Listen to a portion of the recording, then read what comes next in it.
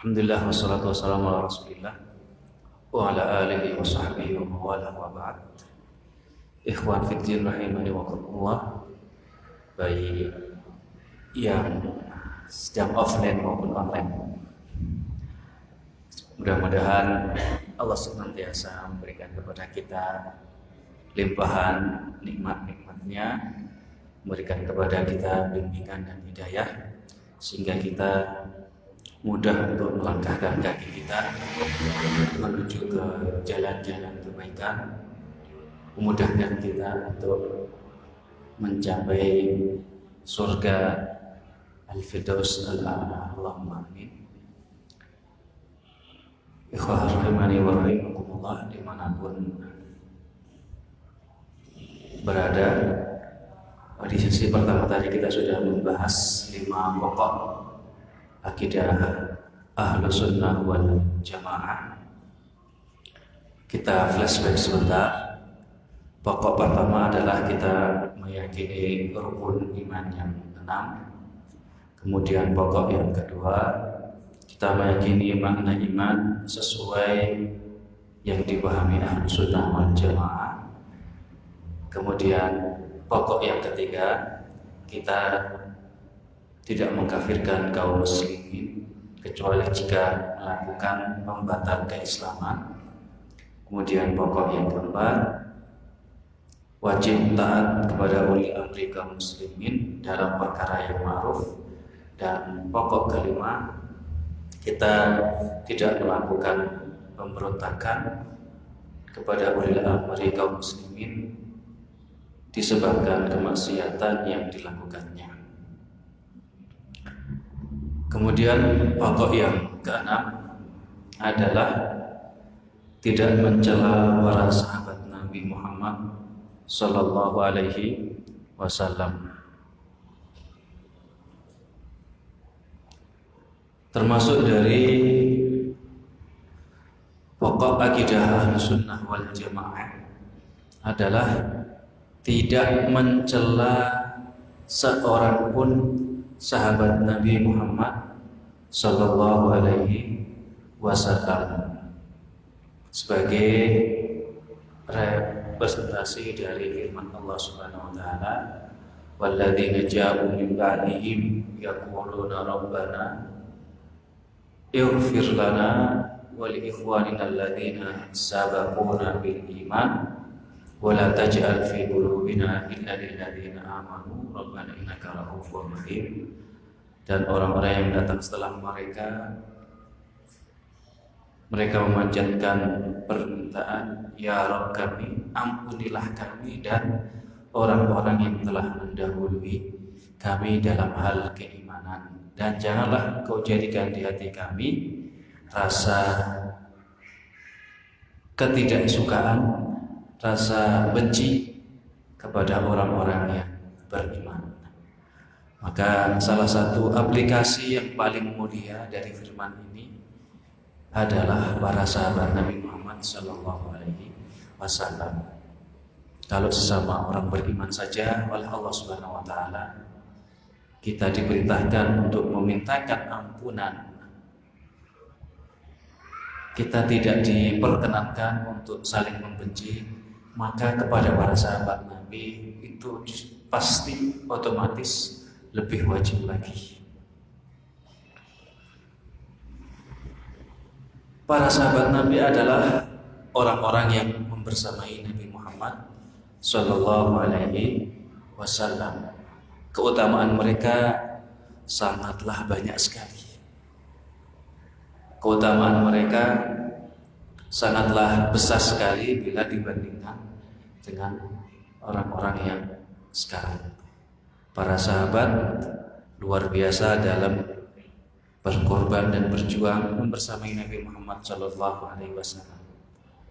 Oleh karena itu ada istilah sahabat-sahabat yang terlibat dalam perang Badar, perang Uhud dan sebagainya, yang keutamaan mereka tidak akan mampu dicapai oleh orang-orang yang setelah mereka. Rasulullah SAW memberikan garansi, la tasubbu ashabi, Janganlah kalian mencela sahabat-sahabat. Tidak ada yang dikecualikan dari sabda Nabi. Semua sahabat Nabi kita tidak boleh mencelanya.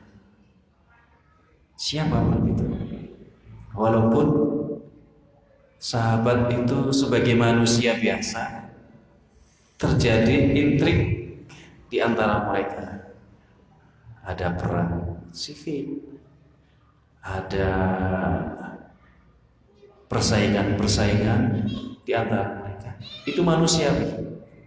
Tapi kita sebagai Ahlus Sunnah wal Jamaah, kita tidak diperkenankan, tidak boleh mencela sahabat.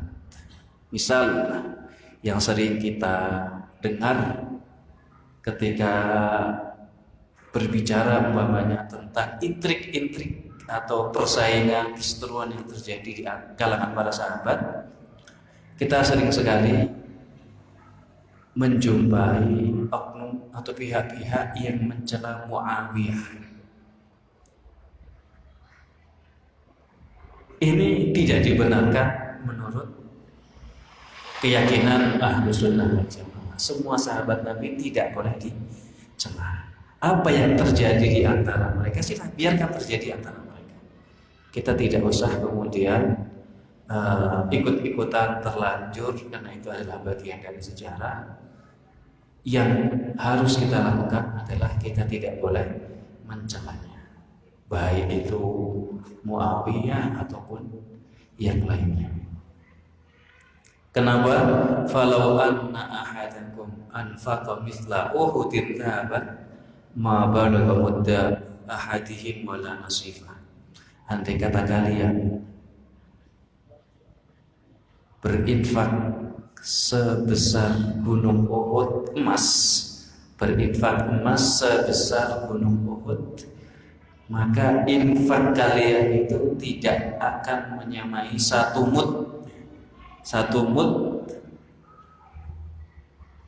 infaknya para sahabat, wala nasifah, bahkan tidak pula setengahnya. Jadi keutamaannya sangat besar sekali. Sekali lagi, keutamaan sahabat itu sangat besar sekali, dan sudah menjadi pokok akidah Ahlussunnah adalah kita terlarang untuk mencela sahabat siapapun mereka, meskipun apa yang terjadi di antara mereka. Kita tidak diperkenankan. Yang terjadi biarlah sudah terjadi, itu adalah bagian dari hal yang sudah ditakdirkan oleh Allah Subhanahu wa Ta'ala. Dan kita tidak perlu untuk kemudian ikut-ikutan pihak ini dan pihak itu. Yang harus kita lakukan adalah menjaga kehormatan mereka dengan tidak mencela satupun dari mereka. Ya, kasus apapun umpamanya, kasus yang terjadi perang Jamal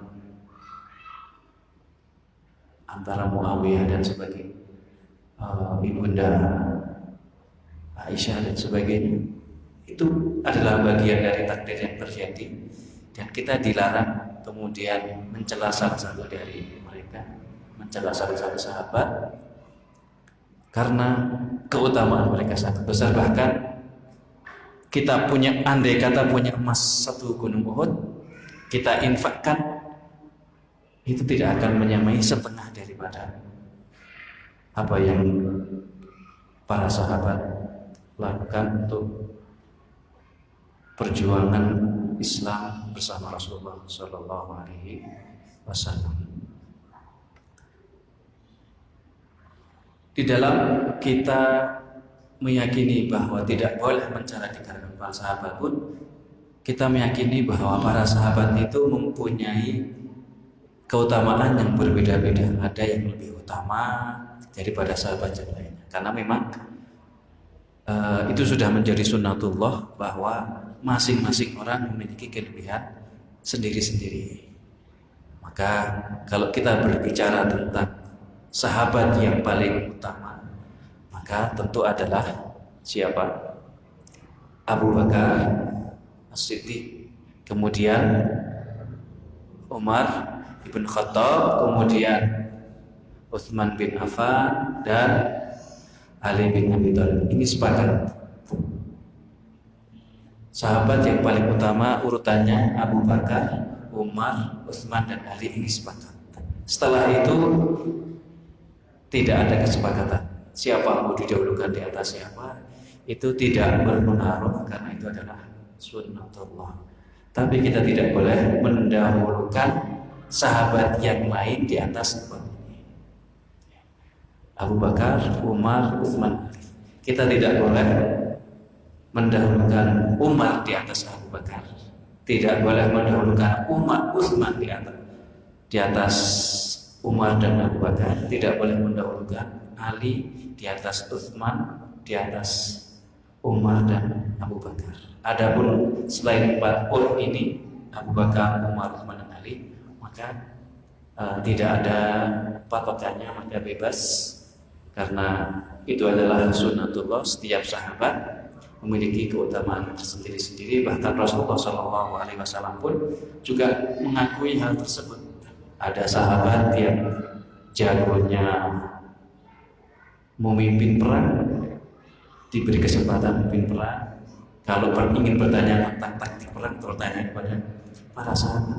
Ada sahabat yang punya kelebihan dalam ilmu Al-Quran, maka Rasulullah juga menganjurkan kepada sahabat-sahabat yang lain bila ingin belajar Al-Quran kepada para sahabat ikut, dan begitu seterusnya. Banyak sekali keutamaan-keutamaan yang lain.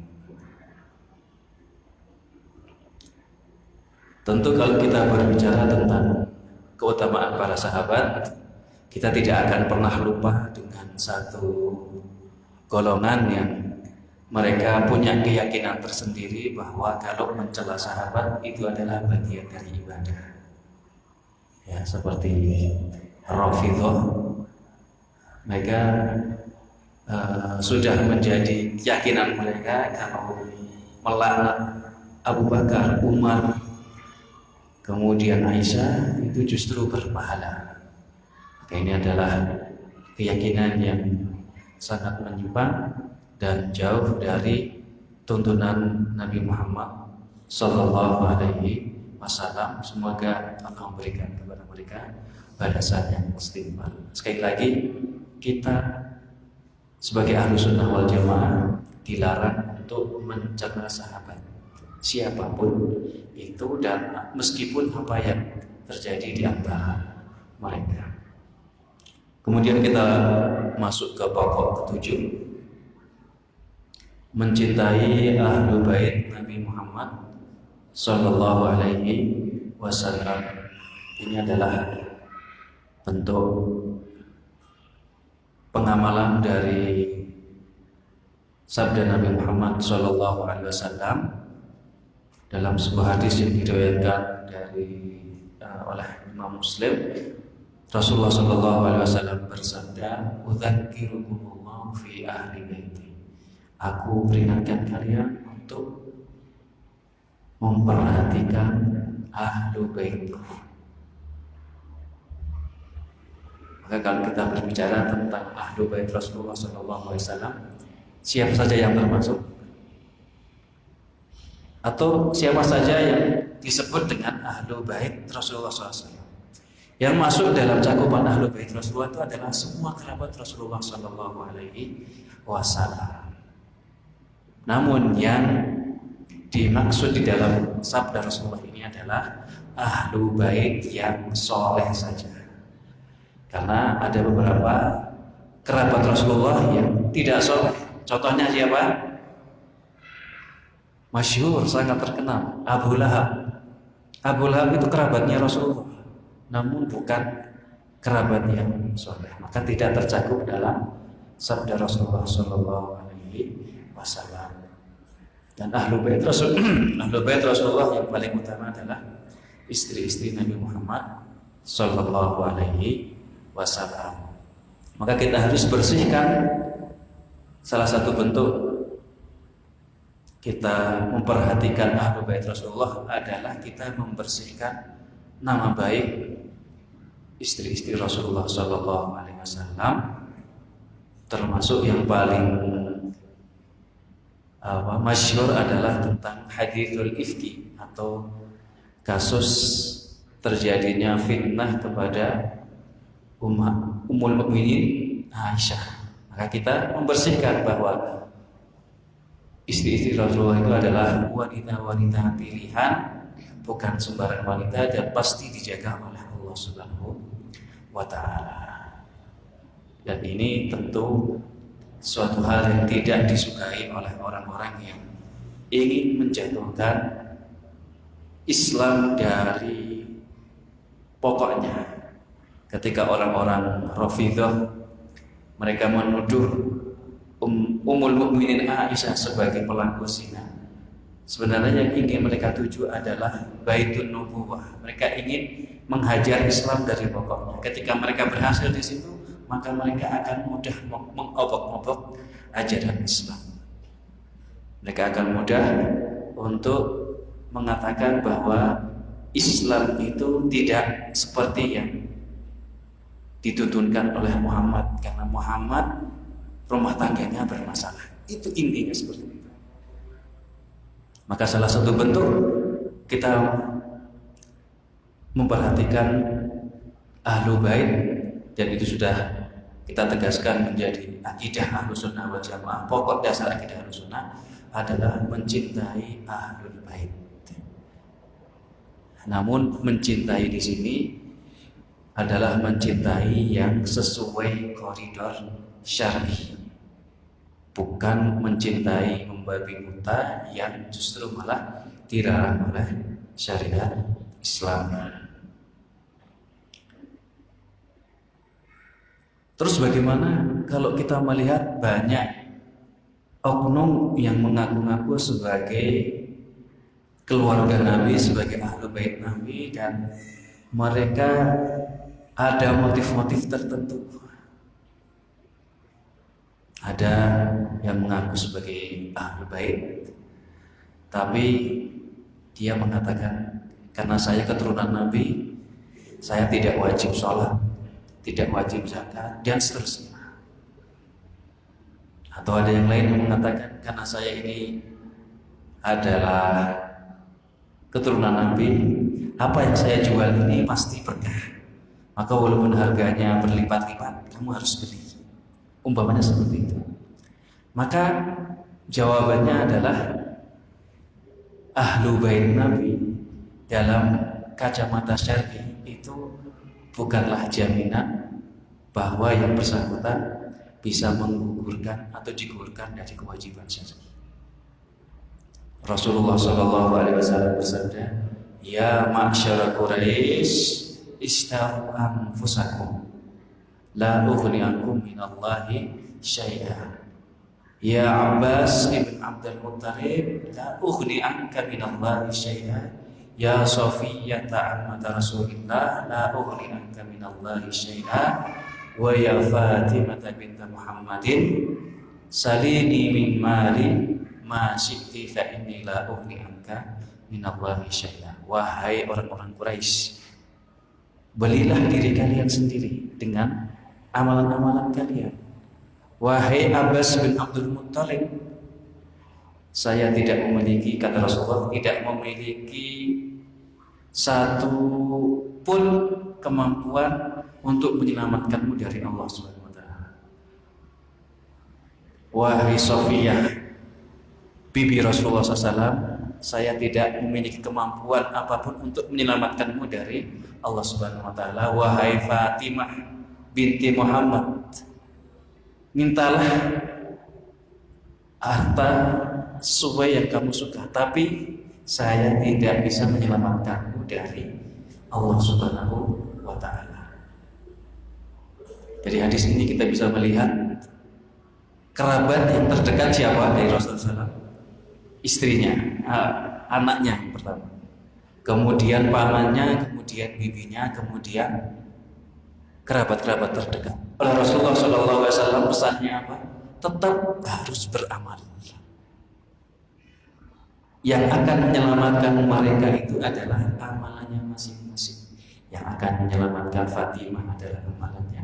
Yang akan menyelamatkan Abbas bin Abdul Muthalib adalah amalannya. Yang akan menyelamatkan Sofiyah adalah amalannya. Bukan hubungannya dengan Rasulullah Sallallahu Alaihi Wasallam. Kita mencintai mereka, kita junjung tinggi kehormatan mereka, dan kita wajib membela Ahlul Bait Nabi Muhammad Sallallahu Alaihi Wasallam. Tapi jangan berlebihan. Jangan sampai kita punya keyakinan mereka ini orang-orang yang sudah digugurkan dari kewajiban karena punya keturunan, punya jalur keturunan dengan Nabi Muhammad Sallallahu Alaihi Wasallam. Kalau kita sampai punya keyakinan seperti itu, maka kita sudah berlebihan dan sudah keluar dari apa yang menjadi keyakinan Ahlus Sunnah wal Jamaah.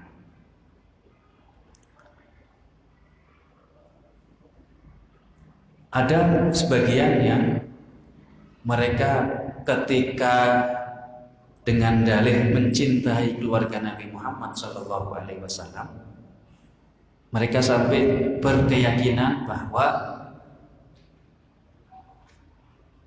oknum-oknum yang punya jalur keturunan dengan Nabi Muhammad Shallallahu Alaihi Wasallam itu sampai bisa mendatangkan manfaat dan menghilangkan mudarat. Dan ini justru malah terjatuh ke dalam kesyirikan, karena yang mendatangkan manfaat dan menghilangkan mudarat itu adalah murni hak prerogatif Allah Subhanahu wa Ta'ala.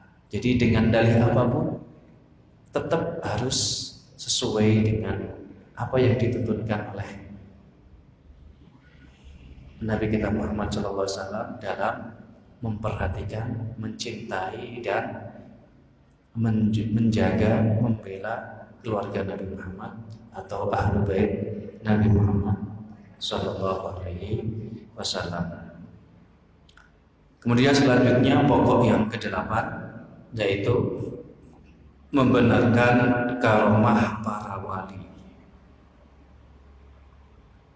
Sekali lagi, termasuk dari akidah atau pokok dasar Ahlus Sunnah wal Jamaah adalah membenarkan karomah para wali. Apa yang dimaksud dengan karomah? Karomah adalah kejadian luar biasa yang dialami oleh manusia biasa. Itu sama persis seperti mukjizat yang diberikan kepada para nabi. Bedanya kalau mukjizat itu diberikan kepada para nabi, kalau karomah itu diberikan kepada manusia biasa yang terpilih. Kemudian siapa yang atau apa saja yang bisa dikategorikan sebagai wali Allah? Maka di dalam surat At-Taubah kalau saya tidak salah, Allah Subhanahu wa Ta'ala menyebutkan inna awliya Allahi la khaufun 'alaihim wa la hum yahzanun alladzina amanu wa kanu yattaqun. Sungguhnya para wali-wali Allah itu adalah orang-orang yang tidak akan ditimpa rasa takut dan khawatir. Mereka itu adalah orang-orang yang beriman dan bertakwa. Jadi siapapun yang beriman, siapapun yang memiliki rasa takwa, iman dan takwa, itu sudah masuk kategori sebagai wali-wali Allah Subhanahu wa Ta'ala.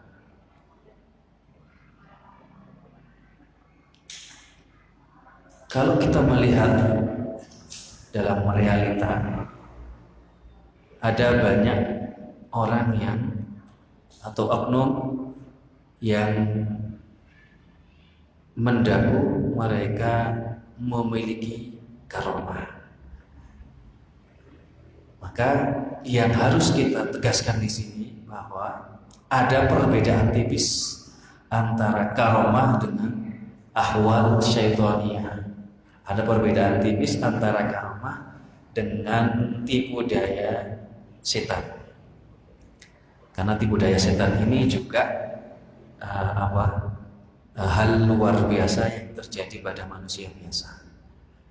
Lalu bagaimana kita membedakan antara hal luar biasa ini apakah betul-betul karomah dari Allah atau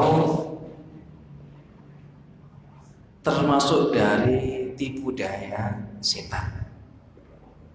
Maka cara membedakannya sangat gampang. Ada yang tahu caranya? Ada yang tahu? Bocorannya sudah saya sebutkan. Alladzina amanu wa kanu yattaqun. Wali Allah itu adalah orang yang beriman dan bertakwa. Kalau kita melihat ada hal luar biasa yang terjadi pada manusia biasa, kita lihat ternyata yang bersangkutan memiliki keimanan dan ketakwaan, maka bisa jadi itu adalah karomah. Seperti hal yang terjadi pada sahabat yang bernama Abbad bin Bishr ketika dia datang kepada Rasulullah, kemudian thalabul ilm sampai kemalaman, pulang ke mana kampungnya gelap, tidak ada cahaya, maka minta kepada Rasulullah untuk diberi sesuatu yang menuntun, maka kemudian cemetinya berubah menjadi cahaya. Ini karomah. Kenapa? Karena terjadi pada sahabat punya iman dan takwa. Kalau hal luar biasa ini terjadi pada orang yang kita yakin iman dan takwa dan sholat tidak tahu, justru malah dia melakukan banyak hal-hal kemungkaran, bahkan kemusyrikan, maka bisa dipastikan itu bukan karomah, itu tipu daya setan. Walaupun yang bersangkutan pakai baju putih, kopiah putih, jenggot putih, rambut putih, dan seterusnya, bahkan bersorban, tangannya pakai tasbih, yang kiri, yang kanan pegang Al-Quran. Itu bukan jaminan itu adalah karomah. Apalagi kalau yang bersangkutan mengaku bisa menerawang hal gaib, itu pasti bukan karomah. Karena karomah itu tidak akan bersangkut paut dengan perkara gaib atau dalam pengaturan alam semesta.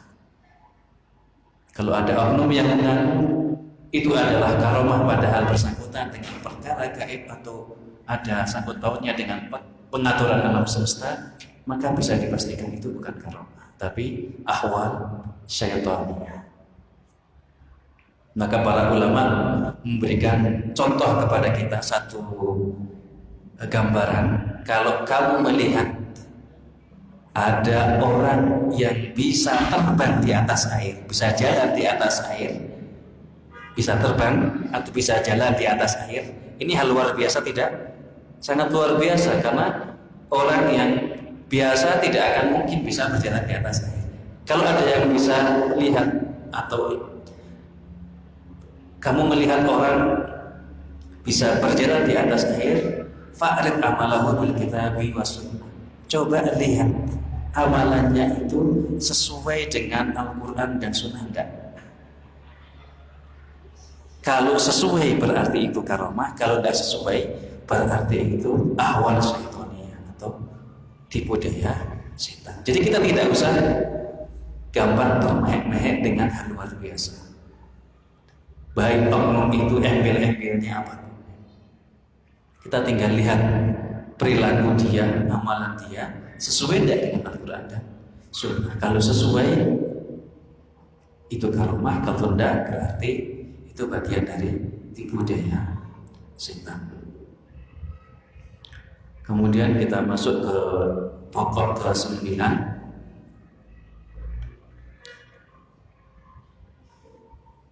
Mengikuti Al-Quran dan Sunnah lahir dan batin. Maksudnya mengikuti pemahaman, mengikuti Al-Quran lahir dan batin ini, yang mengikuti Sunnah lahir dan batin ini adalah sebagaimana pemahaman para sahabat. Dalam arti yang lebih simpel, kita beragama sebagaimana beragamanya para sahabat, karena Al-Quran dan hadis itu diturunkan kepada siapa? Al-Quran diturunkan kepada siapa? Kepada Nabi Muhammad, dan hadis juga disampaikan kepada Nabi Muhammad, dan orang-orang yang langsung mendapati atau mengalami situasi tersebut adalah para sahabat. Artinya Islam yang diturunkan kepada Nabi Muhammad SAW yang paling paham tetek bengek ini itu adalah para sahabat. Mereka yang paling paham tentang tafsir Al-Quran, mereka yang paling paham tentang maksud hadis Nabi Muhammad Sallallahu Alaihi Wasallam. Maka otomatis ketika kita ingin Islam yang murni, Islam yang tanpa kotoran, Islam yang tanpa apa bahasanya noda, maka mau tidak mau kita harus kembali kepada pemahaman yang dibawa oleh para sahabat tersebut, karena mereka lah yang belajar langsung, berguru langsung kepada Nabi Muhammad Sallallahu Alaihi Wasallam. Kemudian para sahabat ini mengajarkan apa yang mereka dapatkan dari Nabi kepada murid-murid mereka. Murid-murid mereka inilah yang kemudian kita kenal dengan istilah tabi'in. Kemudian tabi'in, para tabi'in yang belajar langsung kepada para sahabat ini juga mengajarkan Islam yang dipahami oleh para sahabat kepada para murid-murid mereka. Maka istilah tersebut, murid-murid tabi'in ini kita kenal dengan istilah tabi'ut tabi'in. Dan ketika masa tabi'ut tabi'in inilah masa pembukuan ilmu-ilmu sudah dimulai. Maka kemudian pemahaman para sahabat yang diajarkan kepada tabi'in, kemudian diajarkan tabi'in kepada para tabi'in bisa dibukukan, dan itu sangat mudah dijumpai di dalam kitab-kitab para ulama, terutama yang kitab-kitab yang dikarang pada tahun 3 Hijriah, awal-awal tahun setelah 300 Hijriah.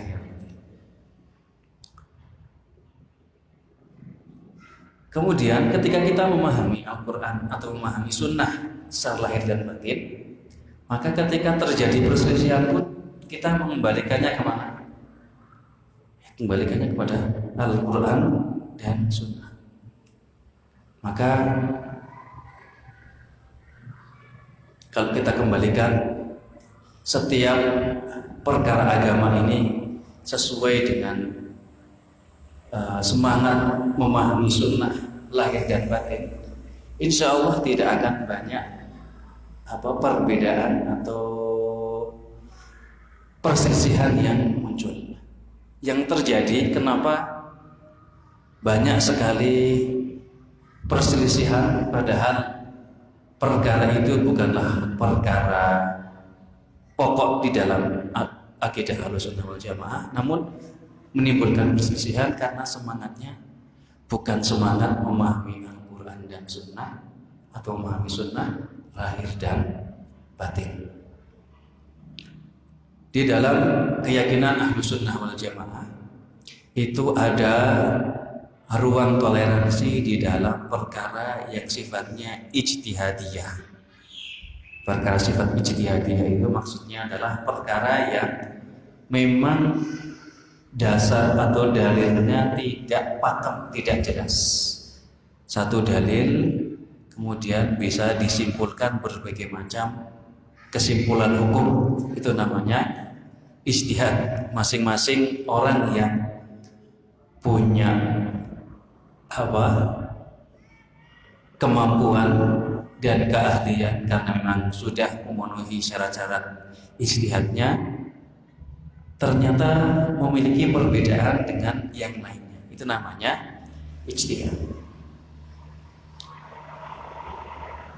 Dalam keyakinan Ahlussunnah, perkara ijtihad itu adalah perkara yang bisa dibilang masmur, ada toleransi, dan bisa dibilang itu adalah termasuk dari kekayaan khazanah Islam.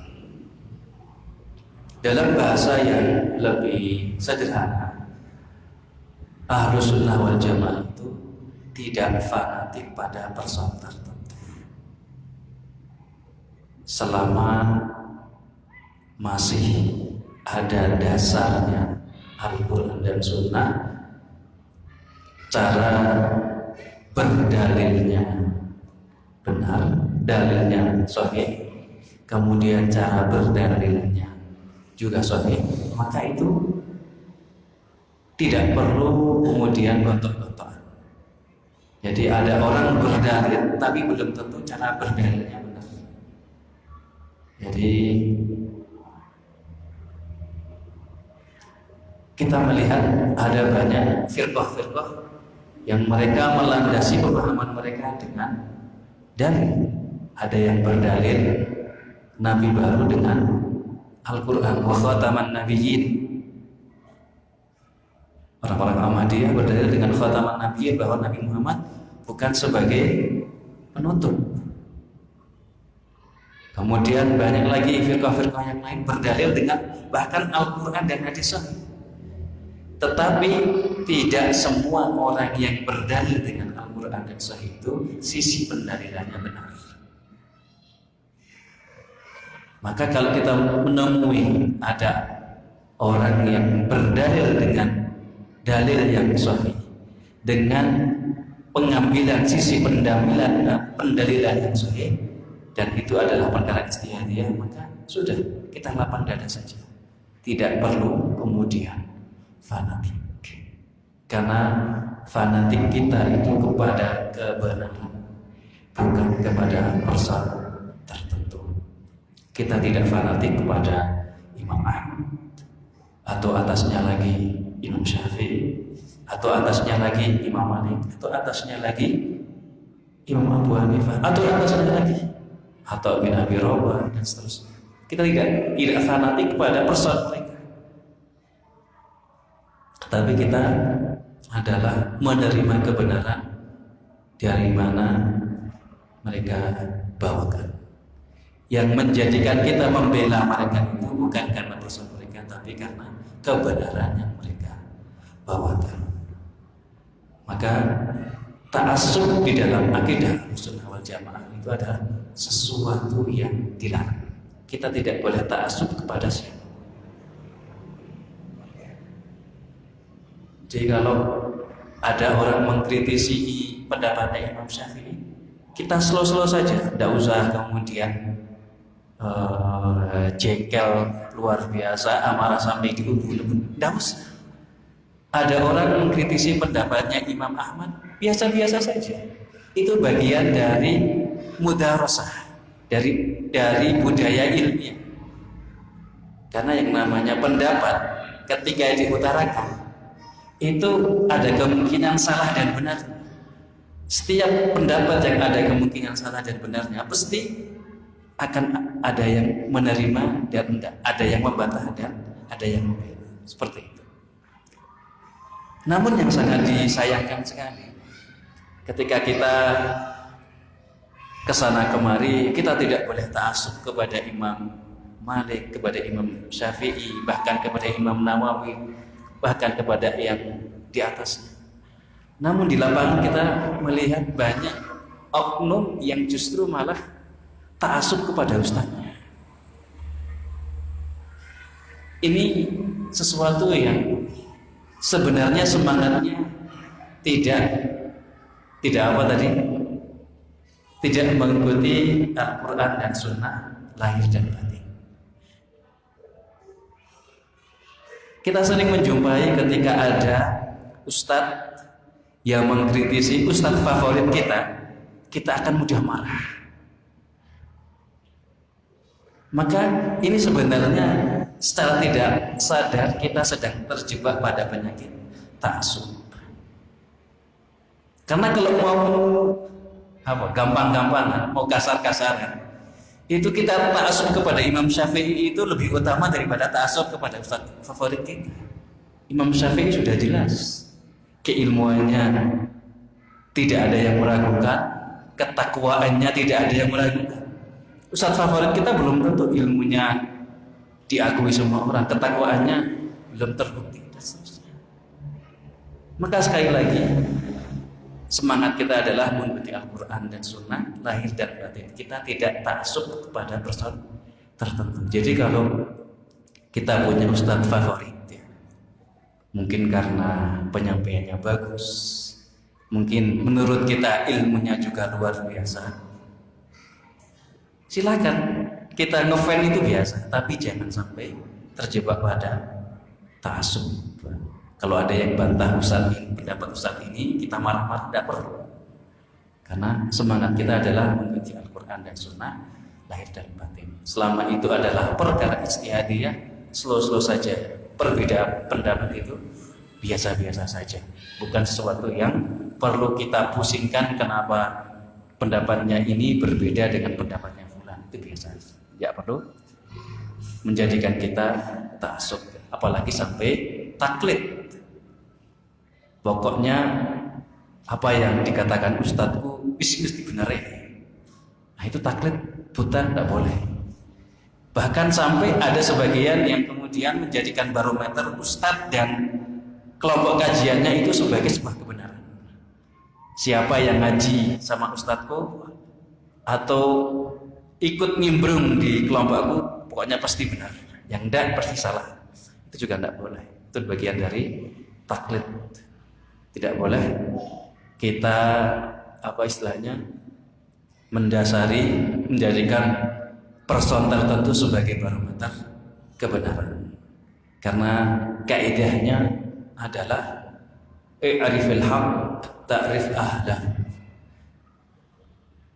Berusahalah kalian untuk belajar mencari kebenaran. Engkau pasti akan mengetahui siapa saja orang-orang yang berada pada atau di atas kebenaran. La yu'raful haqqu birrijal. Kebenaran itu tidak batasi pada person-person tertentu.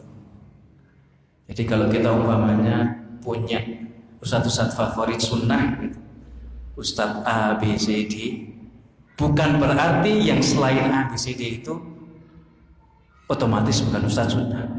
Tidak boleh kita kemudian punya anggapan sing Ustadz Sunnah ke A, B, C, tok E, F, sampai Z bukan Ustadz Sunnah. Tidak boleh kita seperti itu. Karena semangat kita adalah semangat mengikuti Al-Quran lahir dan batin. Maka selama yang disampaikan itu berdasarkan dengan dalil yang sahih, melalui tata cara pendalilan yang benar, maka harus kita terima.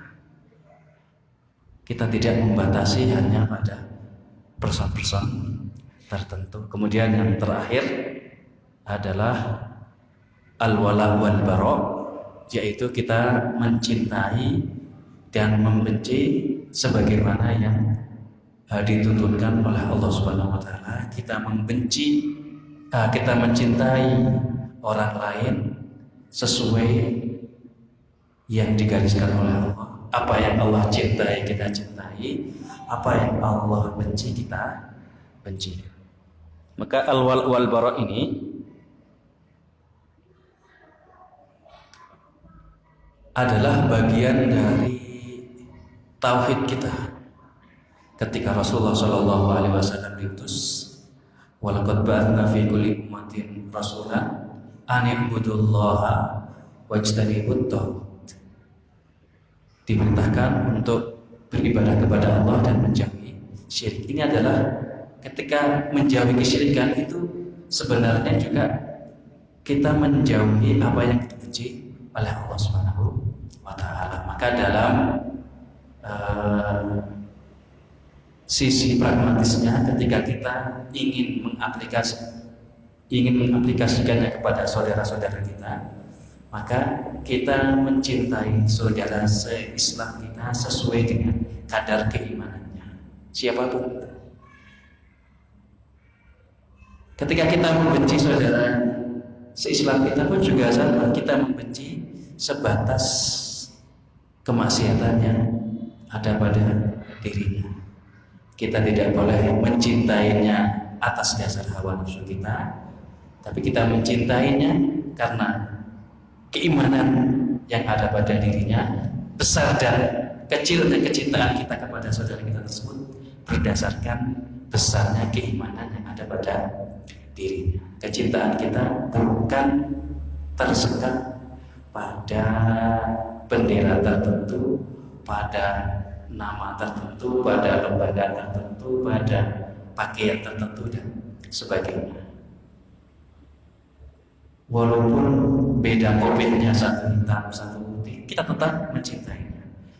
Saat beda rumah pun kita tetap mencintainya. Bahkan beda kampung tetap kita mencintainya. Beda organisasi pun kita tetap mencintainya.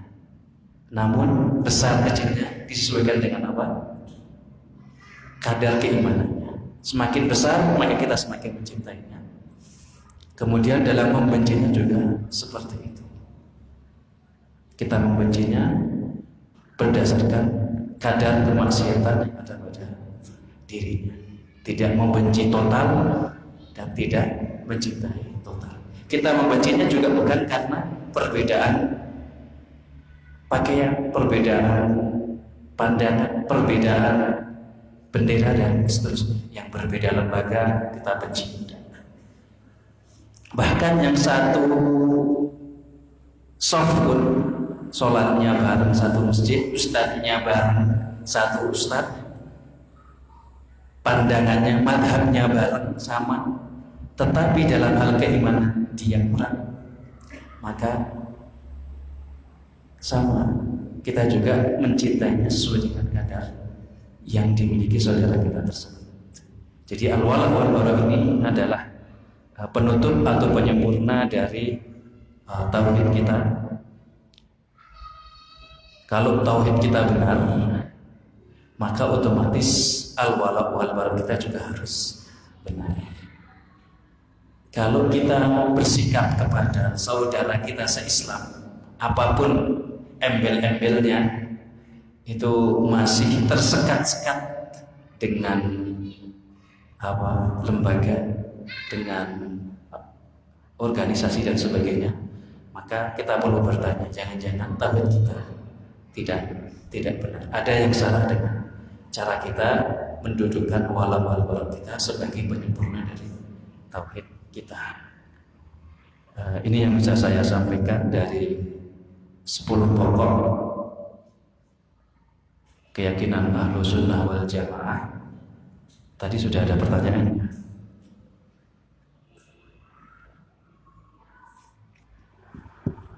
Alhamdulillah cuma ada satu pertanyaan.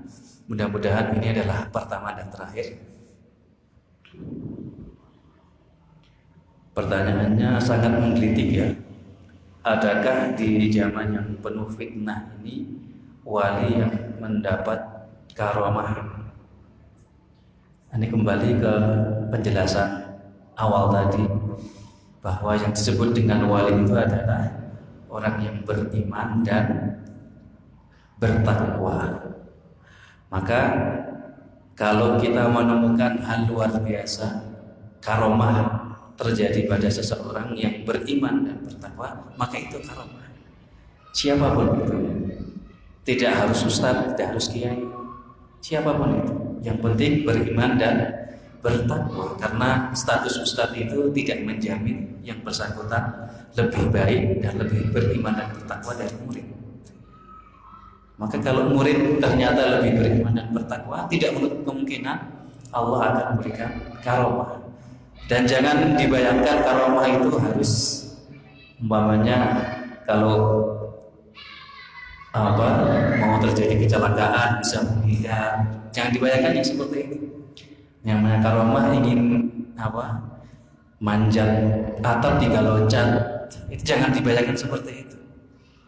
Bahkan termasuk rezeki yang sedikit umpamanya, menurut perhitungan kita hanya cukup untuk sekali makan, tetapi terjadi rezeki itu cukup untuk satu keluarga dan sekali makan, tamu berkunjung terus-terusan, itu selalu mencukupi rezekinya kita punya. Itu karomah. Jangan dibayangkan karomah itu selalu hal luar biasa yang menurut kita adalah satu kesaktian.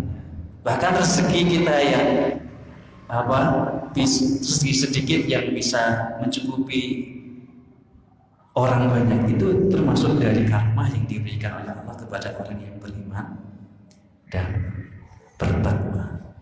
Jadi pertanyaannya sudah terjawab ya. Adakah di zaman COVID-19 ini ada wali yang mendapat karomah? Itu tadi.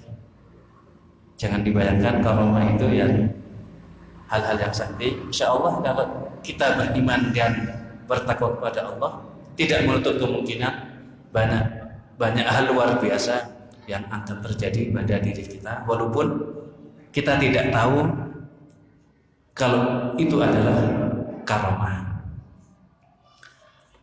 Mudah-mudahan apa yang disampaikan ini menjadikan kita semangat lagi untuk menambah ilmu yang akan mengantarkan kita senantiasa berada di atas jalan kebenaran dan seterusnya akan mengantarkan kita kepada surga.